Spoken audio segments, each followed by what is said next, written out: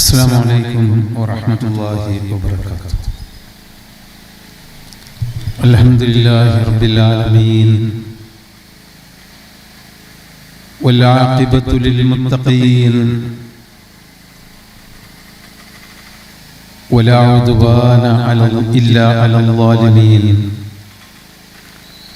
اللهم صل على محمد وعلى آل محمد كما صليت على إبراهيم وعلى آل إبراهيم.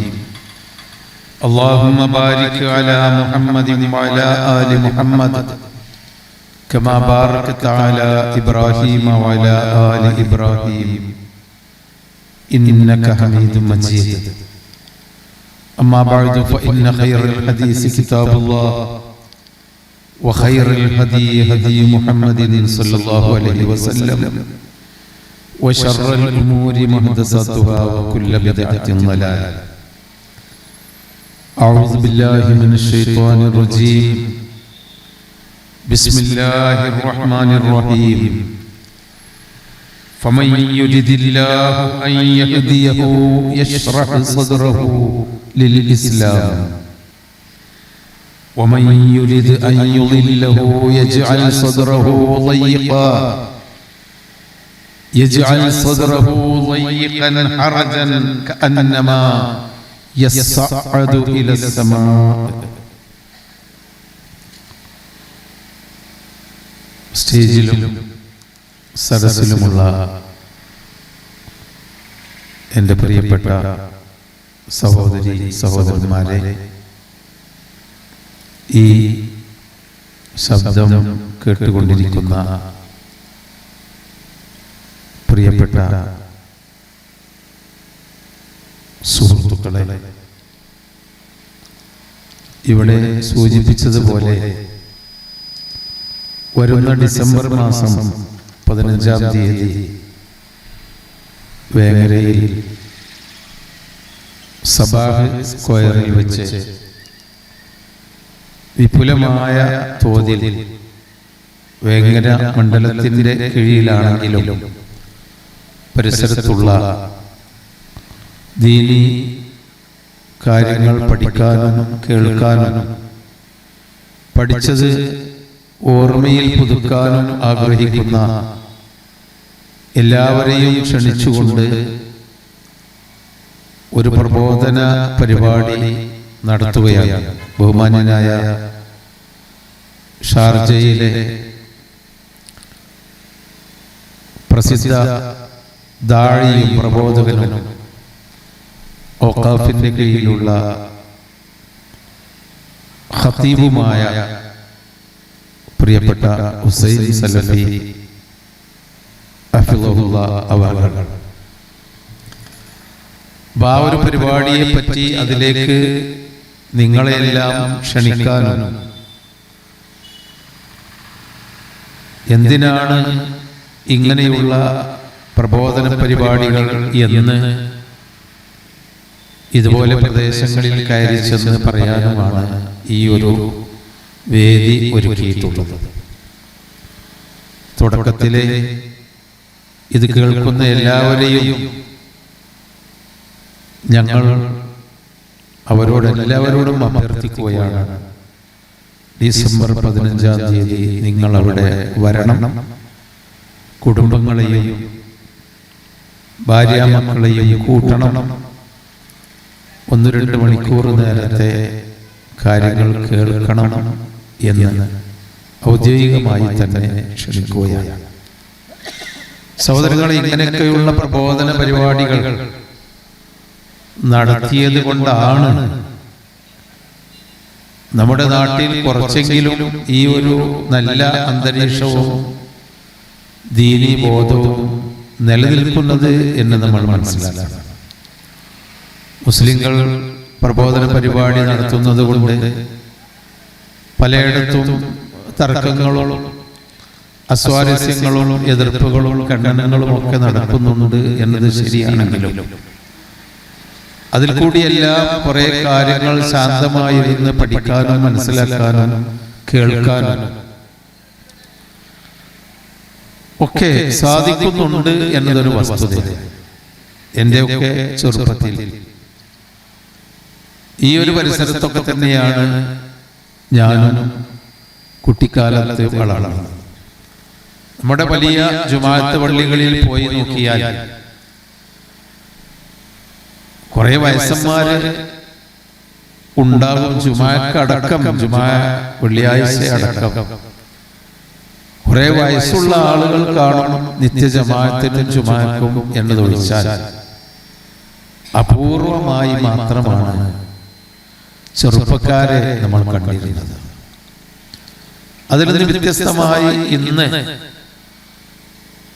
ഞാനിവിടെ ഒരു സുന്നി മുജാഹിദ് എന്ന രൂപത്തിലല്ല പറയുന്നത്. എല്ലാ പള്ളികളിലും ധാരാളം ചെറുപ്പക്കാർ പള്ളികളിൽ വരുന്നു, ദീനീ കാര്യങ്ങളിൽ ഇടപെടുന്നു. വിദ്യാഭ്യാസം ഒരു ഡിഗ്രി ഒക്കെ കഴിഞ്ഞാൽ ഒരു BA കാരനോ BSc കാരനൊക്കെ ആയാൽ പിന്നെ പള്ളിയിൽ പോകൽ ഒരു മോശപ്പെട്ട പണിയാണ് എന്ന് വരെ ചിന്തിച്ചിരുന്ന ആ ഒരു അവസ്ഥ മാറി. ഇന്ന് ഈ ഒരു സംഘടനയുടെ കീഴിൽ തന്നെ അടുത്ത ആഴ്ച തിരുവനന്തപുരത്ത് വെച്ച് മെഡിക്കൽ കോളേജുകളിലും എഞ്ചിനീയറിംഗ് കോളേജുകളിലും പ്രൊഫഷണൽ സ്ഥാപനങ്ങളിലും പഠിക്കുന്ന യുവാക്കൾ മാത്രം പങ്കെടുക്കുന്ന, ഉയർന്ന വിദ്യാഭ്യാസം പഠിച്ചുകൊണ്ടിരിക്കുന്ന യുവാക്കൾ മാത്രം പങ്കെടുക്കുന്ന, പതിനായിരങ്ങൾ സംബന്ധിക്കുന്ന ദീനീ പ്രബോധന പ്രവർത്തനം നടത്തിയ അവരെന്നെയാണ് നടത്തുന്നത്. അവരെന്നെയാണ് കേൾക്കാനും അവരെന്നെ നടത്താനും. കാരണം യുവാക്കൾക്കിടയിൽ ആ നിലക്കുള്ള ഒരു ബോധം ഉണ്ടായി എന്നത് ചെറിയ ആശ്വാസമൊന്നുമല്ല, അതിന്റെ ബർക്കത്ത്. ഫഖുൽതു അസ്തഗ്ഫിറൂ റബ്ബക്കും ഇന്നഹു കാന ഗഫാറ യുർസിലിസ് സമാഅ അലൈക്കും മിദ്റാറ എന്ന് അല്ലാഹു പറഞ്ഞ പോലെ അല്ലാഹുവിനോട് ഇസ്തിഗ്ഫാർ ചെയ്യുകയും അല്ലാഹുവിന്റെ മാർഗ്ഗത്തിൽ പ്രവർത്തിക്കുകയും അമൽ സ്വാലിഹാത്ത് ചെയ്യുകയൊക്കെ ചെയ്യുമ്പോൾ സ്വാഭാവികമായും അല്ലാഹുവിന്റെ കാരുണ്യവും ബർക്കത്തും കിട്ടിക്കൊണ്ടിരിക്കും എന്നതിന്റെ ഒരു തെളിവാണ് നമ്മുടെ ഈ നാട്ടിലുള്ള ഒരു സാഹചര്യം.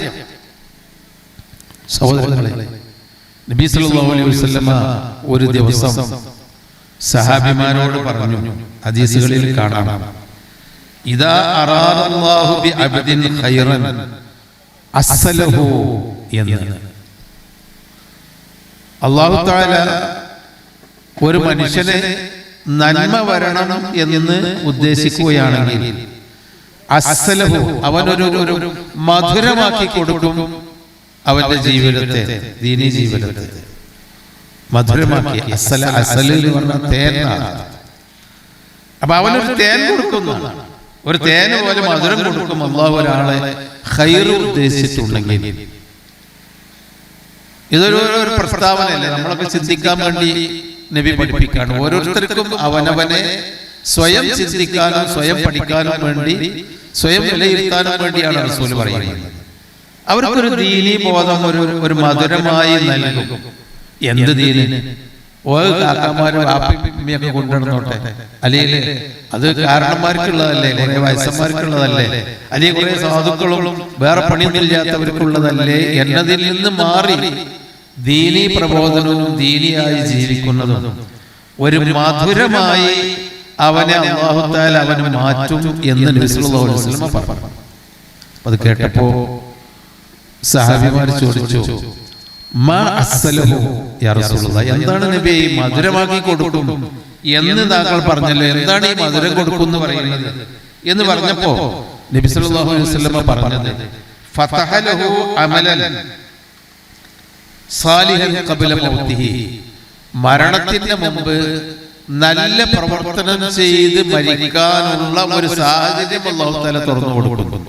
നമ്മൾ ഈ ജീവിതത്തിൽ ഒരുപക്ഷെ ദീനീ പഠനം നമുക്ക് കിട്ടിയിട്ടുണ്ടാവില്ല പല ആളുകൾക്കും. അപ്പൊ ആ നിലയ്ക്ക് തുറവി ഉണ്ടാവില്ല.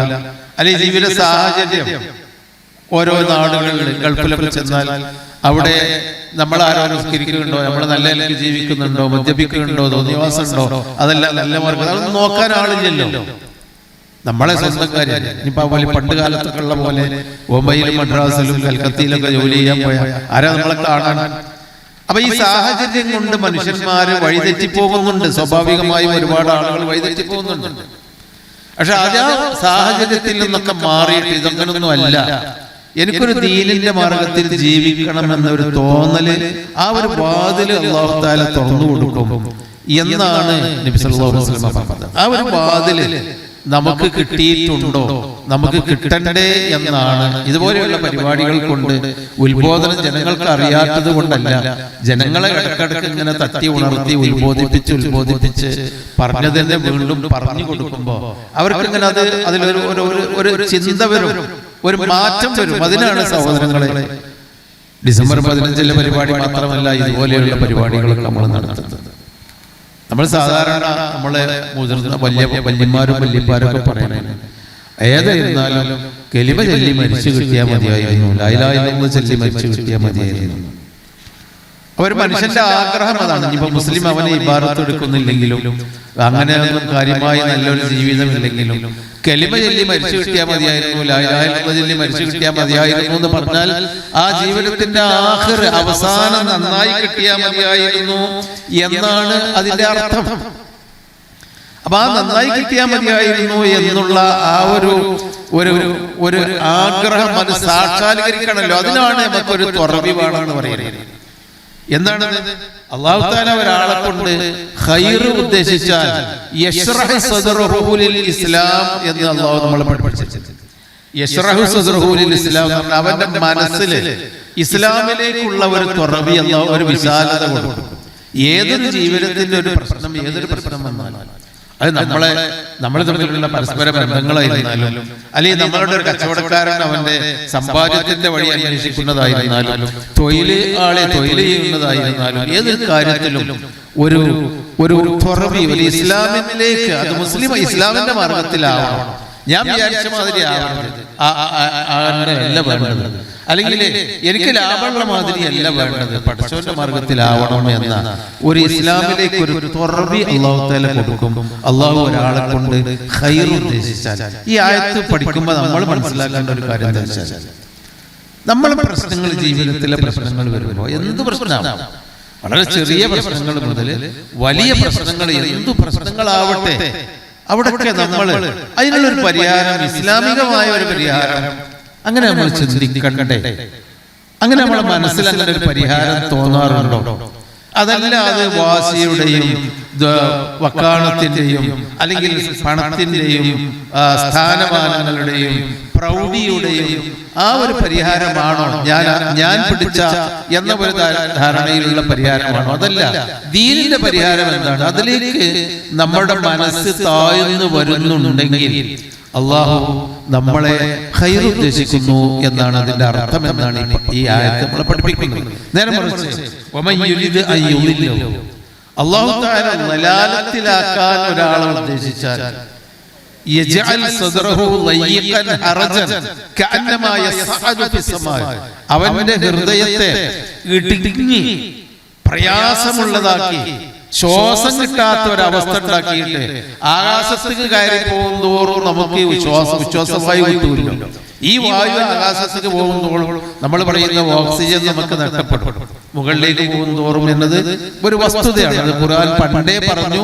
ഇന്ന് നമ്മുടെ അന്തരീക്ഷത്തിന്റെയും നമ്മളെ ഗോളശാസ്ത്രമൊക്കെ പഠിച്ചപ്പോൾ എല്ലാവർക്കും ബോധ്യപ്പെട്ടു, നമ്മൾ മുകളിലേക്ക് കയറി പോകുന്തോറും ശ്വാസം ഇല്ലാതെ, ശ്വാസം കിട്ടാതെ ഓക്സിജൻ നഷ്ടപ്പെടുമെന്ന് അല്ലാഹു പറയുന്നത്.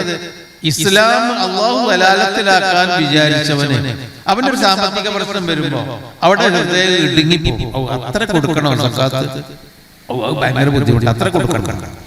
അല്ലെങ്കിൽ ഒരു മറ്റൊരു പ്രശ്നം വരുമ്പോ അവിടെ ഹൃദയം കൊണ്ട് ഇടുങ്ങി ശ്വാസം കിട്ടാതെ, ശരിക്കൊരു മനസ്സിന് വിശാലതയില്ലാതെ അവസ്ഥയിലേക്ക് വരും എന്നാണ്. അതാണ് നമ്മളെ സമൂഹത്തിൽ ദീനിന്റെ കാര്യത്തിൽ നമ്മൾ കാണുന്നത്. ഇപ്പോ ഇതിന്റെ പ്രമേയം തന്നെ ഇസ്ലാമിന്റെ ജീവൻ തൗഹീദ് എന്നാണ്. തൗഹീദ് എന്ന് പറയുന്നത് അല്ലാഹുവിനെ മാത്രം ആരാധിച്ച് വളരെ ലളിതമായ ഒരു കാര്യമാണ്. ഒരുപാട് മനുഷ്യനെ മനസ്സിലാവാതെ കുടുങ്ങി ബുദ്ധിമുട്ടുള്ള ഒരു വിഷയമല്ലല്ലോ. നമ്മളെ സൃഷ്ടിച്ച് സംരക്ഷിച്ച് പരിപാലിക്കുന്നവനാരോ അവനെ മാത്രം ആരാധിച്ച് ജീവിക്കുക, അവനോട് സങ്കടം പറയാം. അവന്റെ അടുക്കൽ നിന്നാണ് നമ്മൾ വന്നത്, അവനിലേക്കാണ് നമ്മൾ മടങ്ങുന്നത്. മിൻഹാ ഖലഖനാകും വഫിഹാ നുഈദുകും വമിൻഹാ നുഖ്രിജുകും താറത്തൻ ഉഖറ. അല്ലാഹു പറഞ്ഞല്ലോ, നിങ്ങളെ മണ്ണിൽ നിന്നാണ് നാം ഉണ്ടാക്കിയത്, നിങ്ങൾ മണ്ണിലേക്ക് പോകും, എന്നിട്ട് ഒരിക്കൽ കൂടി മണ്ണിൽ നിന്ന് വീണ്ടും നിങ്ങളെ ഞാൻ പുനരുജ്ജീവിപ്പിച്ചിട്ട് നമ്മളുടെ അടുക്കലേക്ക് കൊണ്ടുവരും. അപ്പൊ പടച്ചവന്റെ അടുക്കൽ നിന്നാണ് നമ്മൾ വന്നത്, അള്ളാഹുവിലേക്കാണ് തിരിച്ചു പോകുന്നത്. ആ അള്ളാഹുവിനോടാണ് നമ്മൾ സങ്കടം പറയേണ്ടത്, നമ്മൾ അവനോടാണ് തേടേണ്ടത്, അവന്റെ മുമ്പിലാണ് തലകുനിക്കേണ്ടത്, അവന്റെ കാര്യങ്ങളാണ് നമ്മൾ, അവന്റെ കൽപ്പനകൾ മാത്രമാണ് നമ്മൾ സ്വീകരിക്കേണ്ടത് എന്നാണ് തൗഹീദിന്റെ ഒരു ആകത്തുക. ആ തൗഹീദിൽ നിന്ന് മനുഷ്യനെ വഴിതെറ്റിക്കുന്ന ധാരാളം തൗഹീദ് കൊണ്ട് പറയുമ്പോഴേക്കും ഇതാക്കി അവരോട് ഖുർആൻ തന്നെ പറയുന്നുണ്ട്, അവരോട് അള്ളാഹുവിനെ മാത്രം ആരാധിക്കണം എന്ന് പറയുമ്പോഴേക്ക് അവരുടെ ഹൃദയം അങ്ങോട്ട് ഇടുങ്ങി അവന് ശ്വാസം കിട്ടാതെയായി മാറും എന്നൊരവസ്ഥയിലേക്ക് നമ്മളുടെ സമൂഹത്തിൽ എത്തുന്നുണ്ട് ആളുകൾ എന്നതൊരു വസ്തുതയാണ്.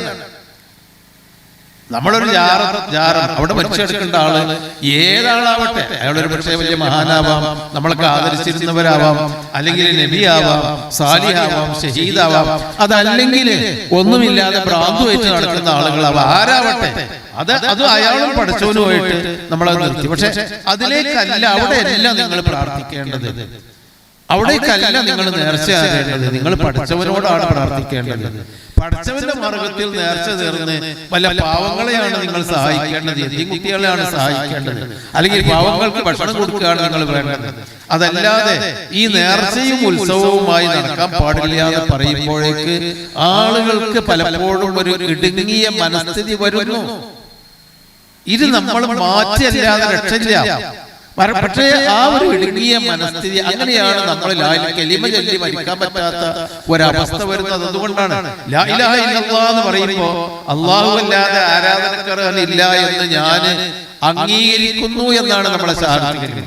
അല്ലാഹു അല്ലാതെ ആരാധനക്കാരനില്ല നമ്മൾ അംഗീകരിച്ചാലും ഇല്ലെങ്കിലും പഠിച്ചവൻ തന്നെയാണ് ആരാധനക്കാരനായിട്ടുള്ള ഏക ഇലാഹ്. അത് നമ്മൾ അംഗീകരിച്ചില്ലെങ്കിലും വേണ്ടില്ല, അംഗീകരിച്ചാലും വേണ്ടില്ല. ലോകത്തുള്ള ബഹുഭൂരിപക്ഷം മനുഷ്യന്മാരും അള്ളാഹുവിന്റെ ഏകത്വം അംഗീകരിക്കാത്തവരായിട്ടാണ് എല്ലാ കാലത്തും നമ്മൾ കണ്ടത്. അമ്പിയാക്കന്മാര് വന്നാണ് മരിച്ചു പോകുമ്പോഴേക്ക് വീണ്ടും ശിർക്കിലേക്ക് പോകുന്നതിന്റെ എത്രയെത്ര അനുഭവങ്ങൾ ഖുർആൻ നമുക്ക് പഠിപ്പിച്ചു തന്നിട്ടുണ്ട്. നോഹ് നബി അലൈഹിസ്സലാമിന്റെ കാലത്ത് സകല എണ്ണത്തിനും അല്ലാഹു തആല അവിശ്വാസികളായ പടച്ചവനല്ലാതെ ആരാധിക്കുന്ന ആളുകളെ ഒക്കെ മുക്കിക്കൊന്ന് ആ ഭൂമിയിൽ അല്ലാഹു തആല കഴുകി തുടച്ച് വൃത്തിയാക്കി ഒരു പൊത്തും മടയുമില്ലാതെ ശക്തമായ വെള്ളപ്പൊക്കം വന്ന് തൂഫാൻ വന്നുകൊണ്ട് വൃത്തിയാക്കിയിട്ട് നല്ല തൗഹീദുള്ള മനുഷ്യന്മാരെ നേരെ കൊണ്ട് ഇറക്കി ജൂദിമലയിൽ നിന്ന് നോഹ് നബിയുടെ കപ്പലിൽ നിന്ന് ഇറക്കിയിട്ട് ഇനി മുവഹിദീകളെ നിങ്ങൾ ജീവിച്ചോളി എന്ന് പറഞ്ഞ അല്ലാഹു തആല തൗഹീദ് ഭൂമിയാണ് ക്ലിയറാക്കി ശുദ്ധമാക്കി എല്ലാ ശൈത്താനിയത്തും കൊണ്ട് ഒഴിവാക്കിയിട്ട് എല്ലാ ശിർക്കിൽ നിന്നും മുക്തമാക്കി ആ മുവഹിദീങ്ങൾ അല്ലാഹു തആല അവിടെ കൊണ്ട് ഇറക്കി. എത്ര കുറച്ചു കാലം കൊണ്ടാണ് മനുഷ്യന്മാർ പിന്നെയും മാറിയത്. അപ്പൊ ബഹുഭൂരിപക്ഷം മനുഷ്യന്മാരും ശിർക്കിലേക്കും കുഫറിലേക്കും പോയിക്കൊണ്ടിരിക്കുകയാണ്.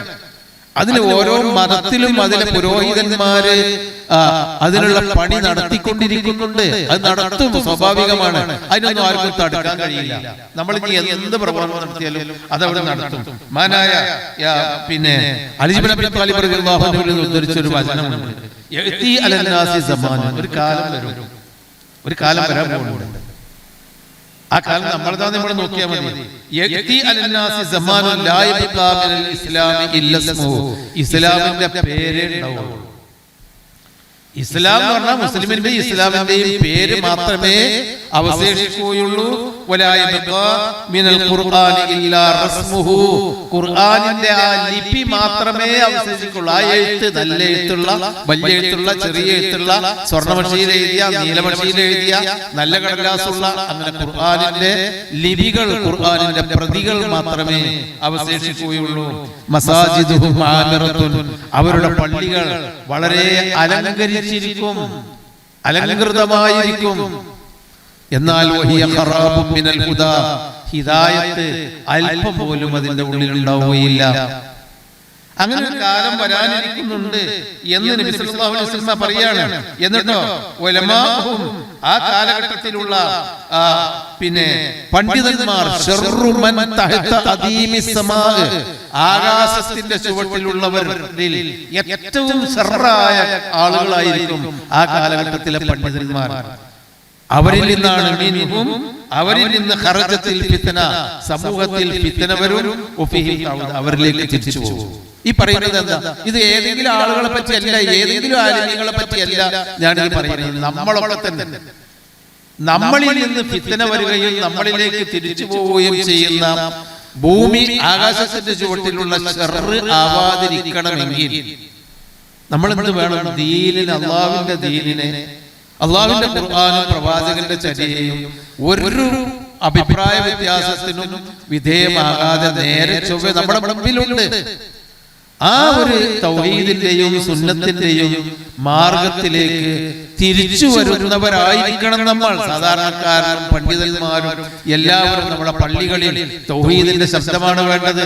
അവിടുന്ന് അതാണ് പഠിപ്പിക്കപ്പെടേണ്ടത്. അതിന്റെ ഉത്ബോധനങ്ങളാണ് നടത്തേണ്ടത്. ജനങ്ങളെ, അള്ളാഹു അല്ലാത്തവരോട് നിങ്ങൾ പ്രാർത്ഥിക്കരുത്, അള്ളാഹു അല്ലാത്തവർക്ക് വഴിപാടുകൾ അർപ്പിക്കരുത്, അള്ളാഹു അല്ലാത്തവരോട് പ്രാർത്ഥിക്കാൻ സാധ്യതയുള്ള സാഹചര്യങ്ങളിലേക്ക് നിങ്ങൾ അടുക്കരുത്. എല്ലാ നിലക്കും അള്ളാഹുവിലേക്ക് മടങ്ങണം. അതാണ് ലാ ഇലാഹ ഇല്ലല്ലാഹ്. ആ ലാ ഇലാഹ ഇല്ലല്ലാഹ് ചൊല്ലി മരിക്കുന്നതിന്റെ മുമ്പ് ആ ലാ ഇലാഹ ഇല്ലല്ലാഹയുടെ സാക്ഷികളായി നമ്മൾ മാറണം. അശ്ഹദു അല്ലാ ഇലാഹ ഇല്ലല്ലാഹ്, ലാ ഇലാഹ ഇല്ലല്ലാഹ് ഞാൻ സാക്ഷിയാണെന്ന് പറഞ്ഞാൽ എന്താ? അല്ലാഹു അല്ലാതെ ആരാധനക്ക് അർഹൻ മറ്റാരുമില്ല എന്നതിന് ഞാൻ സാക്ഷിയാണ്. എന്റെ ദുആ നോക്ക്, പടച്ചവനോടെ ഞാൻ ദ്വാരക്കുന്നുള്ളൂ. രാവിലെ എഴുന്നേറ്റത് മുതൽ കിടക്കുന്നത് വരെ ഞാൻ ദ്വാരക്കുന്നുണ്ട്. ഓരോ സമയത്തും ദിക്റുകളും ദുആകളും അത് പടച്ചവനോടെ ചെയ്യുന്നുള്ളൂ. എന്റെ പ്രവർത്തനങ്ങൾ, എന്റെ ഇബാദത്തുകൾ, എന്റെ ഏത് രംഗത്തും അള്ളാഹുവിന്റെ ഇഷ്ടവും അള്ളാഹുവിന്റെ പൊരുത്തവും അല്ലാതെ എനിക്ക് വേറെ ആരെ ഇഷ്ടവും വേണ്ട, വേറെ ആരെ പൊരുത്തവും വേണ്ട. അതാണ് അശ്ഹദു ലാ ഇലാഹ ഇല്ലല്ലാഹ്. ഞാൻ ജീവിച്ചതാ കാണിച്ചു തരുന്നു അള്ളാഹുവിന്റെ ഏകത്വം. ആ ശഹാദത്ത് ഇല്ലാതെ ലാ ഇലാഹ ഇല്ലല്ലാഹ് ചൊല്ലി മരിക്കാൻ നമുക്ക് കഴിയില്ല സഹോദരങ്ങളെ. ആർക്കും കഴിയില്ല, ഒരു പാർട്ടിക്കാർക്കും കഴിയില്ല.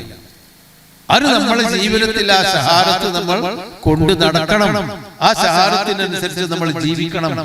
അപ്പോൾ നമ്മൾ എന്ത് വേണം? ആ ശഹാദത്ത് എന്താണ്? അശ്ഹദു അല്ലാ ഇലാഹ ഇല്ലല്ലാഹ് തൗഹീദ്. അത് നമ്മൾ പഠിക്കണം. ഇസ്ലാമിന്റെ ജീവൻ അതാണ്. വേറെ എന്തൊക്കെ നമ്മൾ കിതാബുകളും ഇൽമുകളും പഠിച്ചാലും വളരെ ചെറിയ ഒരു വിഷയം, എന്നാൽ അതാണ് വലിയത്. ഈ ലോകം നിലനിൽക്കുന്ന ആ തൗഹീദ് പഠിക്കാതിരുന്നാൽ ഏറ്റവും എളുപ്പത്തിൽ മനസ്സിലാക്കാവുന്ന ആ ശഹാദത്ത് ലാ ഇലാഹ ഇല്ലല്ലാഹ് ഞാൻ സാക്ഷിയാവണമെങ്കിൽ ഞാനത് മനസ്സിലാക്കണ്ടേ? അതുകൊണ്ടാണ് ഇസ്ലാമിന്റെ ജീവൻ തൗഹീദാണ്.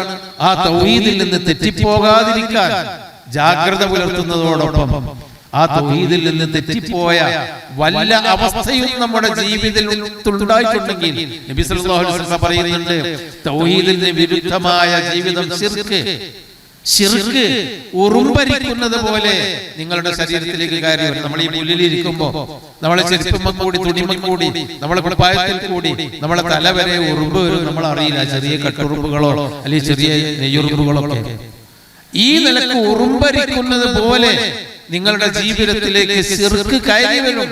അതുകൊണ്ട് നിങ്ങൾ സൂക്ഷിക്കണമെന്ന് നബി സല്ലല്ലാഹു അലൈഹി വസല്ലം പഠിപ്പിച്ചു. അപ്പൊ അതുകൊണ്ട് ആ ശിർക്കിൽ നിന്ന് മോചനം നേടി ജീവിച്ച് അശ്ഹദു അല്ലാ ഇലാഹ ഇല്ലല്ലാഹ് എന്ന ശഹാദത്ത് കലിമയോടുകൂടി അവസാനം കലിമ ചൊല്ലി മരിക്കണമെങ്കിൽ ഈ കാര്യങ്ങൾ പഠിക്കണം, മനസ്സിലാക്കണം എന്ന ഒരൊറ്റ ഉദ്ദേശം മാത്രമാണ് സഹോദരങ്ങളെ ഇതുപോലെയുള്ള പോക്കറ്റുകൾ, ഓരോ പോക്കറ്റുകളിലുമുള്ള ചെറിയ ചെറിയ പ്രബോധന പരിപാടികളും പ്രചരണങ്ങളും ഇതിന്റെ ഒരു സമാപനം എന്ന നിലയ്ക്ക് നമ്മുടെ ഈ പ്രദേശത്ത് മണ്ഡലത്തിൽ ഡിസംബർ 15-ാം തീയതി നമ്മുടെ ഈ പരിപാടി വെച്ചിട്ടുള്ളത്. നിങ്ങൾ എല്ലാവരും വരികയും പഠിക്കുകയും നിങ്ങൾക്ക് ശരിയാണ് എന്ന് ബോധ്യപ്പെട്ട് അത് അംഗീകരിച്ച് കലിമ ചൊല്ലി മരിക്കുന്ന ഒരു ജീവിതത്തിലേക്ക് നമ്മൾ എത്തിപ്പെടണം. അതാണ് ഞങ്ങളുടെ ഇതിന്റെ ഈ പ്രവർത്തകന്മാരുടെ ലക്ഷ്യം. ആ ലക്ഷ്യത്തിലേക്ക് എത്താൻ നമുക്കെല്ലാവർക്കും അല്ലാഹു തആല തൗഫീഖ് നൽകുമാറാവട്ടെ. അല്ലാഹുവിന്റെ നാമത്തിൽ ബിസ്മില്ലാഹിർ റഹ്മാനിർ റഹീം ഈ ഒരു പരിപാടി അല്ലാഹുവിന്റെ നാമത്തിൽ തുടങ്ങി വെക്കുകയും ഈ ഒരു ഡിസംബർ 15-ന്റെ പരിപാടി നിങ്ങളെല്ലാവരെയും അറിയിക്കുകയും ക്ഷണിക്കുകയും ചെയ്തുകൊണ്ട് ഞാൻ അവസാനിപ്പിക്കുന്നു. വസല്ലല്ലാഹു വസല്ലമ അലാ ഖൈരി ഖൽഖിഹി മുഹമ്മദിൻ വഅലാ ആലിഹി വസഹ്ബിഹി അജ്മഈൻ വൽഹംദുലില്ലാഹി റബ്ബിൽ ആലമീൻ.